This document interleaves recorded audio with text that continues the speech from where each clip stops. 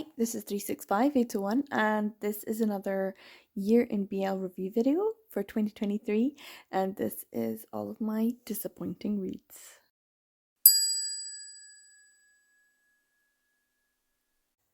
So I made a video like this last year as well, and this was part of my year in BL review videos looking at disappointing reads. And disappointing reads only really come about when there is an element of expectation, and I think something's going to be a certain way, or the reading experience is going to be a certain way, and it doesn't live up to those expectations. Then that's kind of on me. I gotta say that's kind of my fault. This is purely my own thinking and expectations, I guess. But yeah, I went through some of the things I read and decided which ones I had been a little bit disappointed at. There's not too many, and I'll go through them pretty quickly. We're going to start with one that I read back in January 2023, and this was for a Patreon exclusive reading vlog where I went back and reread the With or Without series. This is by J.L. Langley, and the second book, With Caution, is the one that I was disappointed with, and that's because I chose to read the new version that was printed. These books were originally published by, I think it's Samhain Publishing, and J.L. Langley got the rights back and went with Yellow Rose Publishing. I don't think she's had a really great experience with publishers, but I did read the With Caution version by Yellow Rose, and it felt like I was being gaslit because there was things I distinctly remember and recall from reading the first book, and it felt like they were missing. Things were different. It wasn't the same, and I had to actually go online and find a digital copy to compare and contrast because a very, very particular scene happened that was really shocking at the time when I read it the first time. But it was so kind of like important for the book, and it did hinge with things like dom sub relationships, which may not have been 100% accurate, but hey, I don't care. I'm not a dom. I'm not a sub, so I don't really care too much. But in terms of the book, it was very interesting and kind of very memorable. And it was so memorable that I realized, hold on, this scene is very, very different. I'm pretty sure this thing happened during this scene, and I've just read it and it didn't. So yeah, I did find a digital copy, and that it wasn't the same, and it had been edited by the author, which is totally up to the author to do. But it meant that when I was going into it, I had an expectation, and I was disappointed when I found out that the story wasn't the same. It was very, very similar, but just some differences. And the differences I hadn't known about going in, and so it was very much like, hold on, am I going crazy? So I did go out of my way to make sure that I could collect an old copy with Caution. So I now own the complete set of With or Without in both the new and old forms, and I'm very, very happy about that. In the end, it just made me more determined to collect the books in their original format, even if it was a little bit tricky or difficult over the years. I'm really happy that I now own, so I can read either version if I want, but I will most likely be reading the older version. So yeah, that was an interesting vlog to start the year with for my Patreon exclusive. Then I'm gonna go on to another one. This is actually two books. One is like a small prequel version called Super Hot Wingman, which I really enjoyed. And it's just a really short one. This is by Serena Bowen and Lauren Blakely. Now, I have tried to read some Lauren Blakely in the past, and I either didn't or I didn't really enjoy them. And I have read Serena Bone, and I really enjoyed Serena Bone, especially when she's writing with Elle Kennedy. So I read this little like prequel of the Best Men series, and then I read The Best Men, and it was not great. Like I thought it was okay. Like I gave it 4 stars, but because of the super hot wingman thing, I thought it would be better. And I gave that one 3 stars, so I don't know why. But maybe just because it's Serena Bone, I thought it was going to be like super, super great. And it was good. It was good. Like, I'm not saying this isn't a good book. I did enjoy it. I just expected it to be amazing. And it wasn't. It was just good. And that's the difference. Like, if something's disappointing, like if I had no expectations of this and I'd read it, I would maybe think, oh, this is amazing, and give it 5 stars. But because I went in with the expectation that I was going to have a great time reading it, um, I was just slightly disappointed by it, which is unfortunate. And it's even more unfortunate because the next book I want to talk about is also a Serena Bowen one, and that is The New Guy, and it's part of the Hockey Guys series. This is book 1. I have not read book 2 because I did not really rate this, even though I was super excited about it, because I was like, oh, it's a Serena Bowen, it's an ice hockey one, this is going to be great. It just felt overly long. It's 346 pages, and I think it really should have just been around 300. There was a lot of things going on, and I was just like, meh. And a lot of the things that it was dealing with, I just didn't really connect with. Maybe it was the way it was written, I don't know. But there was definitely something about it that just made me feel like I wasn't connecting to the story. And so I haven't read the second book, and I kind of feel like this is a series I'm probably going to leave by the wayside. This is going to be left in 2023. So yeah, unfortunately, the excitement of a new ice hockey series by Serena Bowen did not live up to my expectations, and so I was a bit disappointed. It did feel just overly long, I think. Yeah. Moving on to... I did read Pumpkinheads, a graphic novel. This is by Rainbow Rowell and Faith Erin Hicks. And I read it during Summerween. I did think it was going to be cute and sweet and very Halloweeny and autumny, and it was both of those things. It was very sweet, cute, and it was also very autumny, Halloweeny, and I really enjoyed that aspect of it because it was quite good fun with the setting and all of the different American autumn festival type things, which I enjoyed. But the story itself of the two, I didn't really connect with as much. I felt like there was, I don't know, it was just something about them. It kind of felt like insta love, even though they're like best friends. I was like, surely there should be something there. I don't know. It just felt a little bit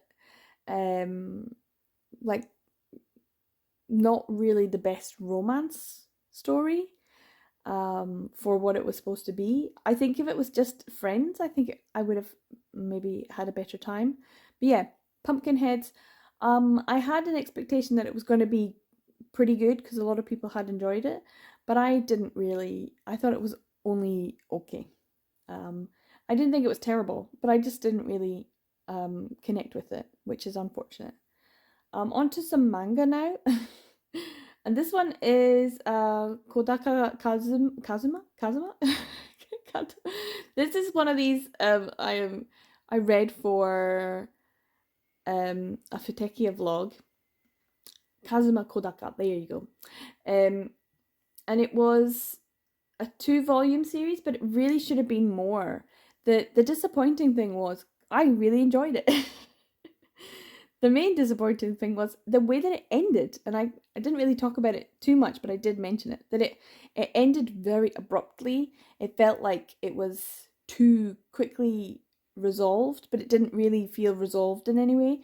It felt like the manga got dropped. That's what it kind of felt like. And sometimes that happens. Manga does get dropped, and the mangaka then have to like conclude the story with only 1 or 2 chapters to go, and it feels like, oh, this was not what they had originally intended. And that's how it came across. So that was kind of disappointing because I felt like this was going to be really great, and then it ended far too abruptly. So that was a disappointment.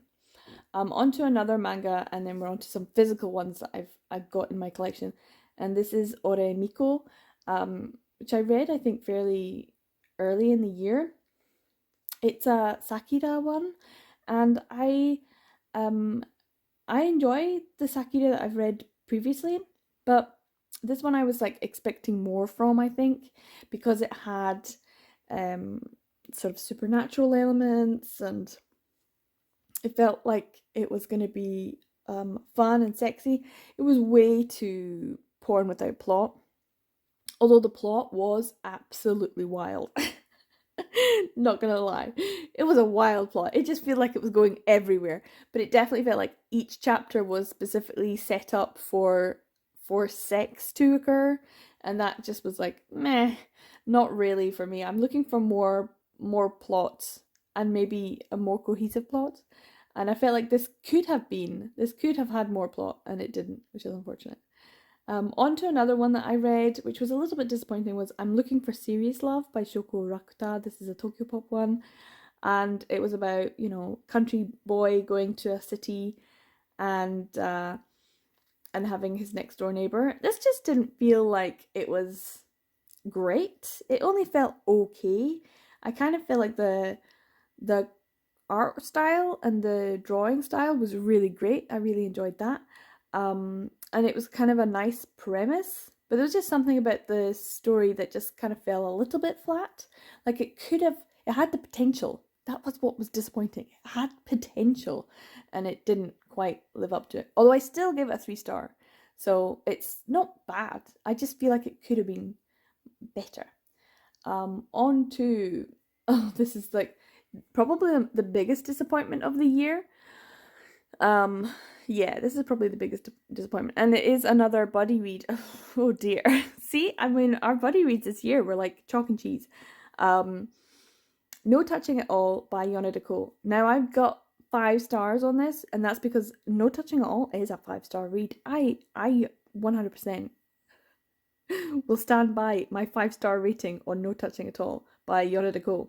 What I didn't really enjoy was actually reading the physical from June manga that was published and translated by Jocelyn Allen, which was such a shock to me because of the way that the translation was, and the localization just didn't sit right. It was almost like the same experience as with Caution at the start of the year. I felt like I was being gaslit because the words on the page weren't what I had remembered the words being, and the story wasn't fitting. And it felt like I was like, hold on, have I missed something? Did I read it wrong the first time? And so no, it wasn't. It was very quickly after me and Katie had done this buddy read, June Manga had announced that they're doing a new localization. So it is definitely on my list of get a second edition volume because I want to compare and contrast, obviously, but I also want to have a great reading experience, and I want to see what the differences are. So yeah, this was one of the biggest disappointments, just purely because I had such high hopes and expectations, and they just weren't met. That doesn't mean I'm not giving it 5 stars, but the reading experience for this year, that is a disappointing read. On to another one, which was His House, specifically volume 2, because it took me such a long time to finally get a volume 2 of Hajin Yu's His House so that I could read the rest of it, because I had volume 3 and I had volume 1 and I'd read volume 1, but I couldn't read the rest of the series without volume 2. So I got it, and then when I read it was wild, guys. It was wild. Yeah, it was not great. But there's parts of it that I had fun with, which is why I gave it a 3 star. But it's still like, it was wild, and I think I had fun with the wildness because I didn't take it too seriously. But there is an element of like familial incestuousness that I'm like, just warning you. If you don't like family people getting together, maybe you will like this. And I'm like, no, I do not. But it made me laugh and it made me feel like I was having a wild ride of a time. There was plot going on all over the place and it was a bit nonsensical. But it wasn't for porn's sake, it was just for a wild plot, like some sort of telenovela. And I was kind of enjoying that. But it wasn't as enjoyable as I had hoped. The first volume was interesting, and the second and third kind of took it in a crazy direction. Which is why I was a bit disappointed overall. It also felt like wasted potential, which is a shame. And we're going on to the final one. See, not many disappointments, which is good. This one is Katakoi Lamp, and this is the lowest rated one I have on this list, and that is a 2-star read. Kyohei Azumi, and this is a Tokyo Pop one, and I was pretty disappointed in Katakoi Lamp because I had it for such a long time on my Kindle. It was one of those ones I'm like, oh, I really need to get a physical copy. I'm not really going to be rushing out to spend a lot on a physical copy of it because the front cover kind of gives you this image of what the story is going to be about, and then the story inside is completely different. The art style is also a little bit different. It's a lot softer, a lot rounder, a lot more of the pretty cute style. And unfortunately, none of the characters I really liked, except for one of the side characters. It kind of became not a love triangle, but like a love square. And I really liked the hot best friend, and I was like, surely this is the person you're going to get with because he's a hot best friend. Because he's like, even from the beginning, I was reading it thinking, who is this character? He's too good looking to not become a main character.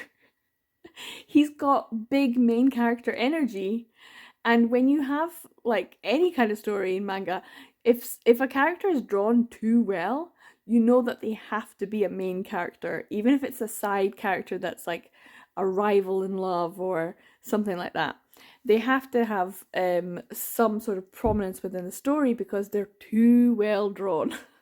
And his best friend, who was like a model, I was like, he's giving big main character energy, and I was so ready to hitch my wagon to that ship. Like, yeah, okay, so it's the best friend and that guy, and not the other guy who's at the cafe, and not the girl that he works with either. You know, it was that whole thing. And no, and it did not end the way. And I think that's the most disappointing is when your ship does not sail. Especially when it's like all signs point to this ship, and I'm like, okay. And as a seasoned BL reader, as a Fujoshi who's a very old lady, I have been conditioned to see all of the flags. Like, there's the flag, got ya. I know who's being shipped with who, got ya. I know which direction to go in, and then there's like a bait and switch. And I'm like, what? No, not the twink. The best friend, go with the best friend. But no, and that was disappointing, and that's the biggest disappointment in in all the manga that I've read this year. It was the biggest disappointment was when you think you know which ship to follow and your ship is sunk and you're like, what? What? No, not that ship, this ship. So yeah, that was the biggest disappointment. Katakoi Lamp, yeah, for whatever reason. I'd love to know if you liked Katakoi Lamp, because I think most people didn't really enjoy it. I still want to get a physical copy of it. I'm not gonna lie, I'm still wanting to get a physical copy. So yeah, those are all of the disappointments from my reading. Most of them are manga, which is good, I suppose, because some of the male romance, I just didn't go in with any expectation other than it was not going to be great, because it's not a reread, and I did reread far too many, just to just to feel that dopamine hit. And very rarely did I go in with any kind of expectation, except with Serena Bowen, because she is an actual author that I knew I liked.